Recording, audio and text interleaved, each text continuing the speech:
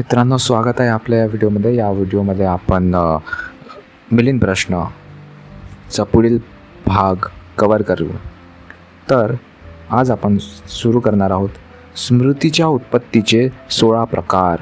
राजा मनाला बनते, स्मृती किती प्रकाराने उत्पन्न होते? महाराज, 16 प्रकारांनी स्मृती उत्पन्न होते. ते 16 प्रकार कोणते? पहिलं, अभिज्ञेमुळे अर्थातच पूर्वज्ञानामुळे स्मृती उत्पन्न होते. उदाहरणार्थ, आयुष्यमान आनंद, उपासिका, खज्जुतरा किंवा अन्य काही लोकांची स्मृती चांगली होती. त्यांना आपल्या पूर्वजन्मीच्या गोष्टींचे सुद्धा स्मरण होत असे. दुसरं, बाहेरच्या गोष्टींमुळे स्मृती उत्पन्न होते. उदाहरणार्थ, एखाद्या विसरभोळ्या माणसाला आठवण राहावी म्हणून दुसरा मनुष्य त्याच्या सोल्याला गाठ बांधतो. अर्थातच निबंधी याचा अर्थ म्हणजे आठवण करून देणे असाही होतो.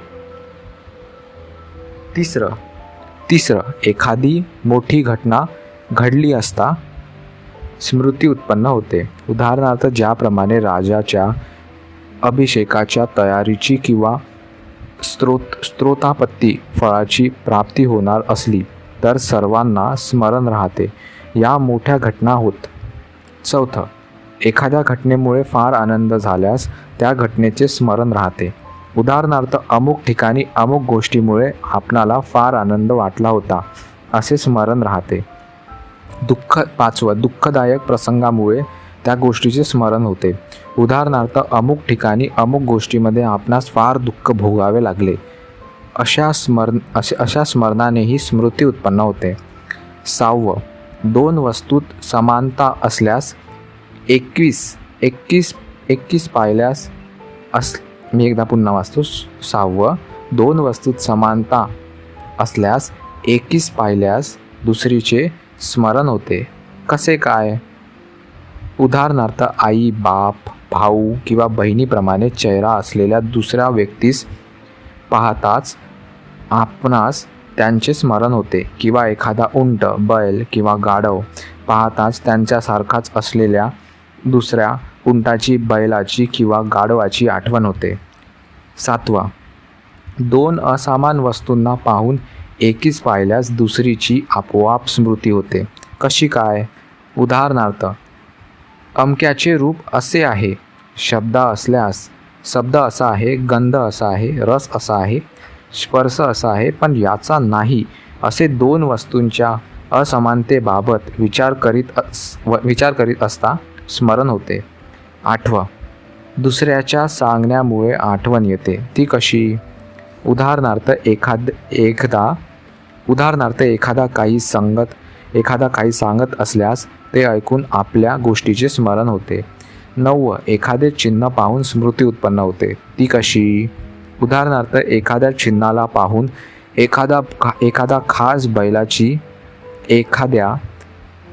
बैलाची ओळख करता येते.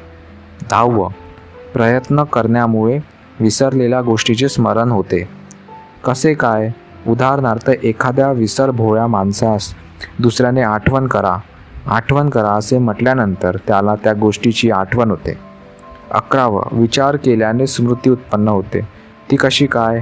उदाहरणार्थ, एखादा मनुष्य लेख लिहिण्यात कुशल असेल तर त्याच्या चटकन लक्षात येते की या अक्षरानंतर कोणते अक्षर असाव्यास पाहिजे. 12, हिशोब लावण्यानेही एखाद्या गोष्टीची स्मृती उत्पन्न होते. ती कशी? उदाहरणार्थ, हिशोबाचे जाणकार लोक मोठमोठ्या बेरीज चटकन करून टाकतात. 13, मुख्योद्गत गोष्टसुद्धा चटकन आठवते. ती कशी? उदाहरणार्थ, पुन्हा घोकून पाठांतर करणाऱ्या लोकांच्या लक्षात त्या गोष्टी पक्क्या राहतात. 14, भावना केल्यानेही स्मृती उत्पन्न होते. ती कशी काय? उदाहरणार्थ, भिक्षू लोक ध्यान भावनेच्या बळाने आपल्या पूर्वजन्माच्या अनेक गोष्टींचे स्मरण करतात. एका जन्मीच्या असोत की अनेक जन्मीच्या, परंतु स्थळ, काळ, योनी व आकार इत्यादी सर्व प्रकारच्या स्थितीचे त्यांना स्मरण होते. पहा निघ निकाय ब्रह्मजाल सुत्त. 15. पुस्तकात पाहिल्यानंतर ही काही गोष्टीचे स्मरण होते. ते कसे काय? उदाहरणार्थ ज्याप्रमाणे एखादा हाकीम अर्थातच वैद्य एखाद्या खास औषधीचे गुणधर्म पक्के जाणून घेण्याकरिता आपल्या सेवकास अमुक पुस्तक घेऊन ये असे सांगतो. ते पुस्तक पाहून त्याला गुणधर्माचे व प्रमाणाचे स्मरण होते. 16. तारण म्हणून ठेवलेल्या वस्तूस पाहून अटींची आठवण होते. 17. पूर्वानुभावाने स्मृती उत्पन्न होते. ती कशी काय? उदाहरणार्थ पाहिलेल्या वस्तूंच्या रूपाने स्मरण होते. ऐकलेल्या शब्दांचे स्मरण होते. घेतलेल्या सुगंधाचे स्मरण होते. चाखलेल्या स्वादाचे स्मरण होते. महाराज, याच 16 प्रकाराने स्मृती उत्पन्न होते.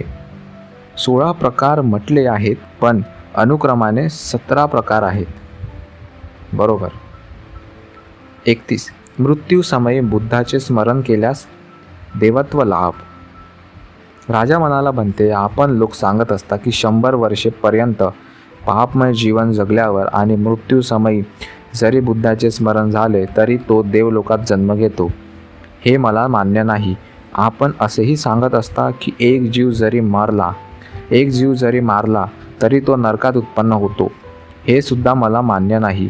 महाराज, नावेशिवाय एखादा दगडाचा तुकडा तरी पाण्यावर तरंगू शकेल काय? नाही बनते. आणि महाराज 100 गाड्या दगड नावेवर ठेवले तर तिच्या साहाय्याने ते पाण्यावर तरंगणार नाहीत काय? होय बनते, तरंगू शकतात. महाराज, सर्व पुण्यकर्म नावेसारखे समजावे. बनते, आपण छान समजावून सांगितले. 32. दुःखाच्या प्रहाणासाठी प्रयत्न. राजा म्हणाला, बनते, तुम्ही लोक भूतकाळातील दुःखांचा नाश करण्यासाठी प्रयत्नशील असता काय? नाही महाराज. तर मग भविष्य काळातील दुःखांचा नाश करण्यासाठी तुम्ही प्रयत्न करता काय? नाही महाराज. वर्तमान काळातील दुःखांचा नाश करण्यासाठी तुमचे हे सारे प्रयत्न निश्चितच असले पाहिजे. नाही महाराज, तसेही नाही. जर तुम्ही लोक भूतकाळ, भविष्यकाळ आणि वर्तमान काळ या तिन्हीपैकी कोणत्याही काळातील दुःखांचा नाश करण्याचा प्रयत्न करीत नाहीत तर मग आपण कशाकरिता प्रयत्न करीत असता ते तरी सांगा. स्थवीर म्हणाले, ज्यामुळे हे दुःख थांबेल व नवीन दुःख निर्माण होऊ नये यासाठी आम्ही प्रयत्नशील असतो. बनते, अनागत, जे अजून आलेच नाही ते दुःख आहे काय? नाही महाराज. बनते, जे दुःख मुळी अस्तित्वातच नाही त्याचा नाश करण्याचा तुम्ही प्रयत्न करता तेव्हा तुम्ही बौद्ध भिक्षू अजब पंडित दिसता. महाराज, आपले शत्रू राजे आपल्या विरुद्ध कधी युद्धाकरिता उभे राहिलेत काय? होय बनते. महाराज, यावेळी तुम्ही खंडक खोदण्यास, तटबंदी करण्यास, महाद्वार बनविण्यास, बुरुज उभारण्यास आणि रसद गोळा करण्यास सुरुवात करता काय? नाही बनते. पूर्वीपासूनच ही तयारी असते. महाराज, तुम्ही ऐनवेळी हत्ती, घोडे, रथ इत्यादींचे प्रशिक्षण सुरू करता काय? नाही बनते. ते पूर्वीच प्रशिक्षित करून ठेवले असतात. पूर्वीच तयारी करून आणि प्रशिक्षण देऊन का ठेवतात? बनते, भविष्य काळात कधीतरी युद्ध उद्भवण्याच्या आगुंतिक भीतीमुळे हे सर्व आधीच करून ठेवावे लागते. महाराज, अनागत अर्थातच सध्या जे अस्तित्वातच नाही असे भयसुद्धा असते काय? बनते, असे भय नसते. महाराज, तुम्ही जर अजब पंडित दिसता. महाराज, तुम्ही तर अजब पंडित दिसतात. कारण जे भय अजून अस्तित्वाचंच नाही त्यापासून बचावायची तयारी आतापासूनच करीत आहात. कृपा करून दुसरी उपमा देऊन समजावून सांगा. महाराज, तहान लागल्यावर तुम्ही पाण्याकरिता तलाव किंवा विहीर खोदण्यास प्रारंभ करता काय? नाही बनते.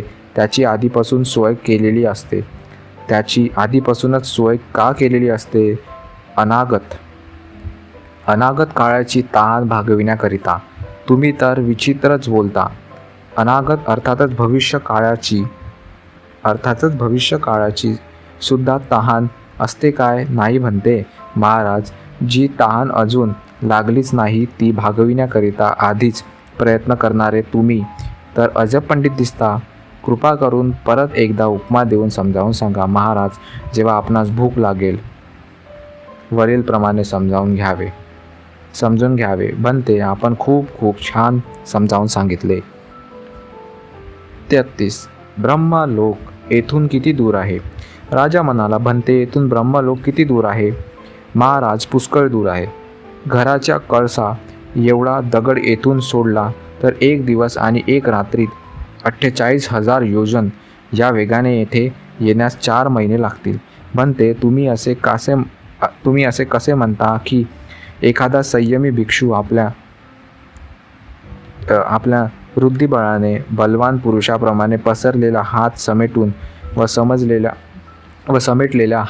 समेटलेला हात पसरण्याला लागणाऱ्या अवधीत जम्बूद्वीपात अंतर्धान पावतात व ब्रह्मलोकात प्रगट होऊ शकतात. इतक्या कमी वेळात ते इतके योजन ओलांडू शकतात हे मला मान्य नाही.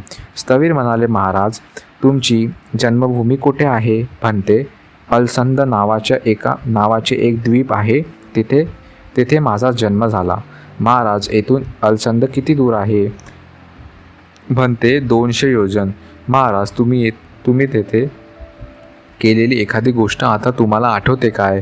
होय, आठवते. महाराज, तुम्ही इतक्या लवकर 200 योजन गेलात? बनते, हे माझ्या लक्षात आले. मित्रांनो, पुढील व्हिडिओमध्ये आपण पुढील पाठ कव्हर करण्याचा प्रयत्न करूया. धन्यवाद.